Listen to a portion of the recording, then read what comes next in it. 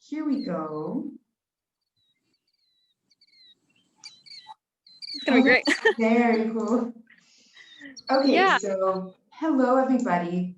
My name is Anna Kasznar. I am a student. I'm studying environmental leadership and environmental engineering at Tsinghua University, Beijing. I'm originally from Rio de Janeiro, Brazil, civil engineer, and I'm currently living in Paris, working at Engie on carbon accounting. So today I have the opportunity to interview Irie Ewers, who please will introduce herself right now. Hey Irie. Perfect. Thank you. My name is Irie Ewers, as was beautifully introduced, and currently I am the Communication and Environmental Impact Manager at a startup based in Kentucky. We are called Truce Global. And in this role, I think of myself as what I call a human impact ecologist. So what that means to me in this professional sense is that I take flows, both in the organizational sense of human capital resources, what are our values, what are our actual ethics, what is the entire mission of the organization from an operations perspective, and I couple that with the energy assessment, understanding our impact on the local ecosystem, which actually contributes to even assessing our embodied energy in our new manufacturing facility. And what our entire premise is that we seek to transfigure post-industrial waste streams that would traditionally land up in a landfill, actually. So we are currently diverting landfill waste into architectural building materials. So it's a very, very exciting role. And it's continuously changing every single day as an organization grows. And just like an ecosystem, it is organic and it is fluid. Yeah, no, I super agree with you. It sounds very exciting, and it has a lot to do with circular economy, which is the future. So I think it's truly amazing. So I understand that you have an interesting professional story about responsible leadership to share with us today. Could you please share it with us? Sure. So actually, the idea of circularity is where I wanted to start this conversation. A few years ago, when Truce as an entity was created, it was just in its very small infancy. It originally stood for total resource utilization for a circular economy. And it was a huge mouthful to say. But what that concept meant was the idea of circularity. So assessing where one system traditionally ends, which is a traditional manufacturing processing plant, for example, in the stainless steel industry, taking a waste stream that would have traditionally gone into a landfill and then diverting that singular waste stream into a product. And that in and of itself, technically, was closing a circular cycle, right? You're integrating a waste as a raw material. But as I joined Truce about a year ago, I started to kind of question, which is great as a professional. I got to kind of say, does this fit? Does this feel right? Does it actually represent what we are doing currently in 2020? And through some research, obviously, development and assessment of best practices in building materials sectors as well as circular economies, it really came to my attention that circular doesn't actually in any way describe what we're doing. It's the foundation, it's the baseline, and it's where honestly any manufacturer should start nowadays. You should start with the concept of a waste stream, or how can you increase the efficiency of a material, but that doesn't necessarily translate to positive social environmental impact.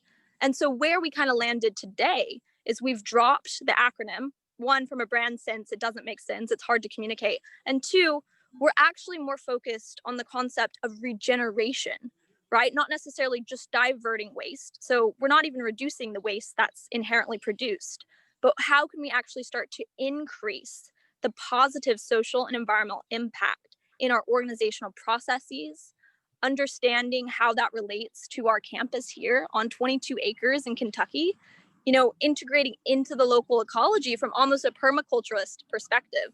So that's the exciting point at where my own personal professional opinion and research and development led to sort of an expansion of organizational values and an ability to kind of rethink our trajectory, which gives us room for greater investment in programs potentially to increase the regeneration capacity of what we do rather than just simply making a good product. That's the baseline.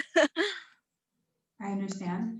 And I understand that it's very interesting that you were able of broadening up the view of the company itself to instead of only thinking on how to maybe reduce waste or make the economy more circular, you actually are trying to make the economy more circular, yes, but also to have a positive impact on the ecosystem around it.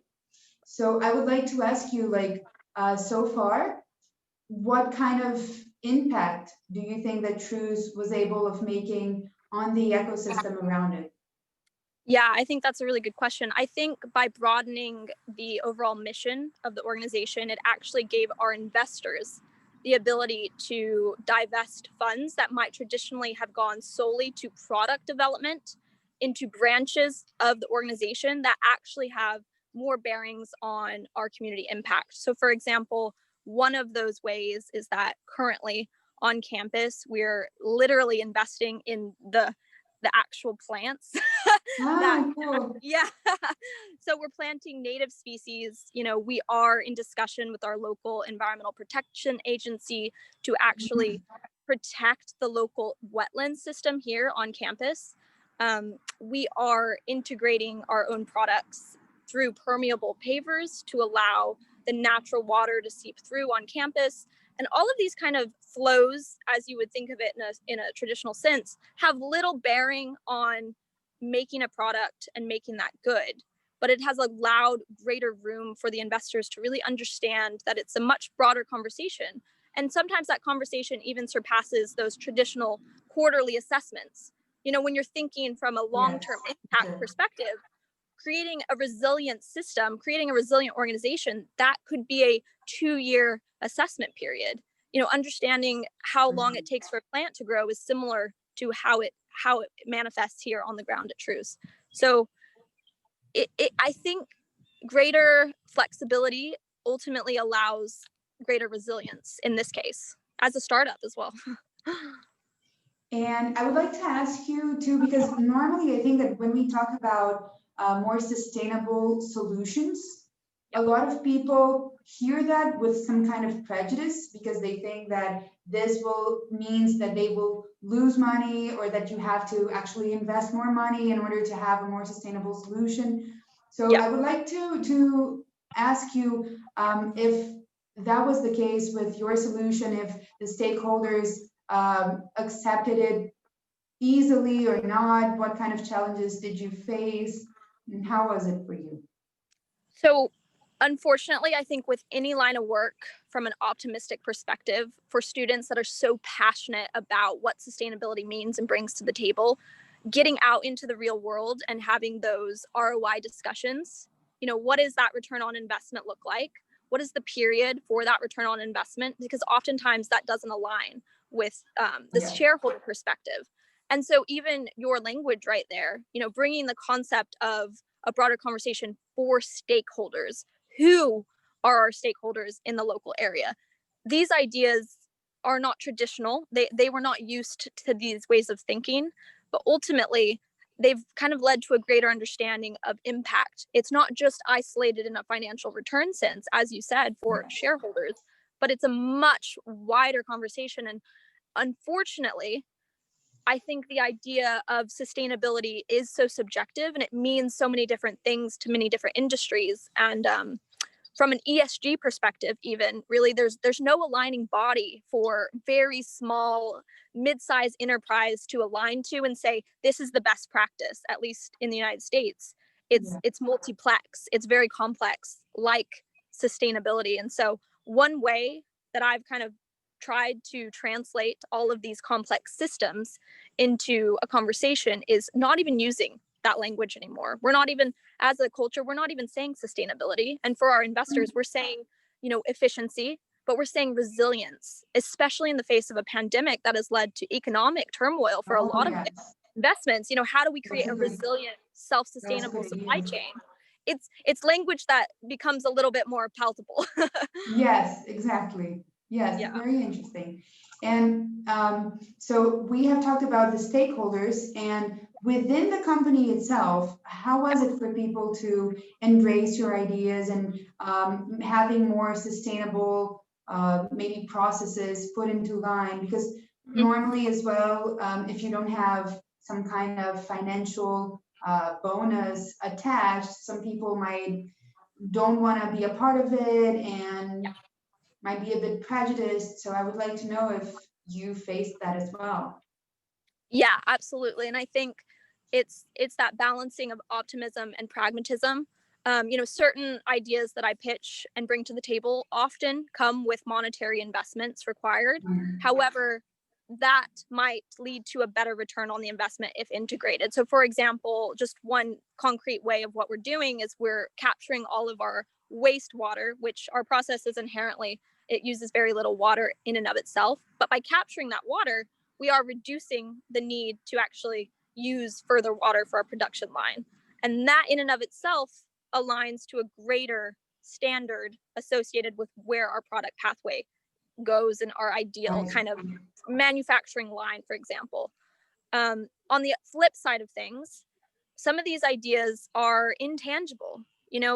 For example, the idea of an authentic leader. So coming to work as your full self, coming to work and being able to be a little bit more informal, have a meeting in a field, show up and dress the way that you want. These are also ideas of sustainability because they're inherently kind of protesting that traditional capitalist mindset of this is your cut and dry, who you show up to work, you leave everything at work, and your hobbies, your passions, what you bring to the table ends. Whereas the idea of circularity is you are a whole person. You are an authentic leader in and of itself. So how do you distill little aspects of your personality, still maintain your professionality, but bring that to the table as well? So it's both, I think. Yeah. No, yeah, because for sure, like having the option of having a meeting at the field, for instance, like where you are now, it's amazing and it's way more organic than just sitting in a room like the one I am in now for hours and hours and hours. Yeah, I think that's awesome. Yeah, So, and I think you're seeing that need to reconnect our personal lives with our professional lives, with the natural world, with the built world, yes, so incredibly just more now because more people are working remotely. More people are under tremendous financial and governmental stress right now in the face of a pandemic, and it's increased the ability to have these conversations about systems and the burden of a system and how that affects your own life and your professional sense. And so, having more flexibility to work in environments that bring you joy and peace and help your workflow. These are inherently good things, I think, as a, sustainability professional. So it's a tragic kind of overall time period as a global society, but it's also very almost exciting to see those facades that capitalism usually, exerts over you kind of pull back a little and say, hey, there's a little bit more to it, just like a system. Yeah, and what I think was very interesting was that so I started talking about circular economy, and then you told me that the idea is not only to see a circular economy, but also see how this impacts on the world around us. And then when we start doing that, we also start questioning ourselves, how do we get involved with the world around us and start thinking about the different relationships between our product, our processes, ourselves, nature, the environment that we are inserted in, everything. Exactly. And yeah, one thing triggers the other. And when we see our processes becomes more organic and more even more enjoyable because we are thinking about ourselves and our relationships with whatever is in our life. So yeah, it's very interesting. I think it's a very broad and very ample concept of sustainability, and I think it's awesome. So I think yeah, so, and yeah. I think it's not solely dependent on industry as well. You know, to be a resilient and sustainable leader, these surpass your work that you do day to day. These surpass your job. These are characteristics. Sure. These are mindsets that you bring to the table. And anyone that is kind of even remotely interested in systems thinking, you know, bringing that perspective to a place that is so traditionally linear, these ideas are kind of scary. But it also brings a little bit of empowerment to say, I can chip Exciting. away. It is, yeah. Yeah, yeah, yeah. And you know, it shows that you can do your work well at the end of the day, and it might not be your end goal. It might not be what your career looks like and how you envision your career, but shaping yourself to say, these are attributes that I want to show up to the workplace, and I want to start to foster these conversations with my coworkers, I think gives you a little bit more purpose as well in anything. Sure. You know, whether that's art, music, or, you know, carbon accounting. It's all very related. Yeah, yeah, yeah. In the end, yeah. So I would Yeah. like to ask you, since we're approaching the end of our interview, Sure. if people could remember only one key message of your story, what would you like that to be? I think ultimately differentiating between process and outcome. So, for example, we all might be working towards a similar outcome: reduction of greenhouse gases, reduction of water, increased energy efficiency. But how we go about that, or just in environmental justice, how we go about that, the process in place. So, who's at that table, who's represented at that table, you know, the diversity of opinions in which you get to that end goal, the processes in place for yourself, for your team, for your workplace. These are inherently almost as equal importance. If you're thinking about an ecosystem, you know, a tree's growth in and of itself is the outcome, but the process and the nutrient capture and the cycling, these are concepts that are inherently positive and very different from that ultimate goal. And each of those ways we go about it are very important. So that's kind of how I think about my work, is putting the process on a higher pedestal almost than the outcome. Because ultimately, if the people that needed to be at that table were not represented, then that outcome kind of Yeah, feels a little stale. It doesn't feel like a resilient solution in and of itself. superficial. Yeah. Yes, for sure. And so lastly, thank you very much for such an inspiring story. Thank you for sharing it with us. And I will also ask you what kind of practical tool that you can think of so that people that are listening to us now and myself, we can actually practice in a day-to-day basis this dual vision of process and outcome. I think something that I personally do, and this might not apply to everyone, but I really like to integrate the tangible aspects of life. So for example, if I'm working on an assignment that's very desk oriented, I'm sitting for long periods of time, I have to step away from that, sometimes go and work in a separate location, sometimes come outside, actually take my calls in the natural environment. And this might not be relatable for everyone, but having the ability to really ground myself in a moment with nature is very empowering, and it allows me that kind of mindset to come back to the table and say, hey, this desk work is equally important, but I need to kind of bring a different perspective. I need to bring a different process to get that ultimate outcome. Yeah, I understand. Sometimes I'm just looking at numbers all day long, so I just need to stop, take a step back, take a breath, and then remember, why am I doing all that? Remember who I'm representing, who I'm trying to help, exactly what you said, so that we can actually have a macro vision and not something really small. And yes, absolutely. for sure. And at the same time, you know, that idea of stepping away from a project is not anti-productive. It is actually increasing your eventual output. But that's a hard lesson coming. And I come from this conversation from New York City, a very fast-paced work environment, very fast-paced economy. And so it's internalized kind of trauma to say, I don't have time to step away. I don't have time. I have to get this done by a deadline. That might be the case, but there is still an inherent, you know, value in being able to journal, have a cup of coffee, sit down, have your tea, just take a little mental break as well. That's so important to sustainable activism and sustainable work.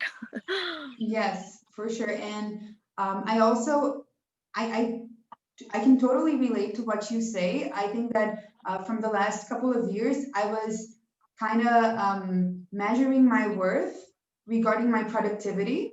Mm-hmm. And actually, like these times during Corona, I've stopped and thought a bit more about whether if this is the right way of measuring myself and what I am and what I'm doing and what I'm uh, giving to society. So yeah, for sure, I'm sure that a lot of people will relate to what you have said and with your story.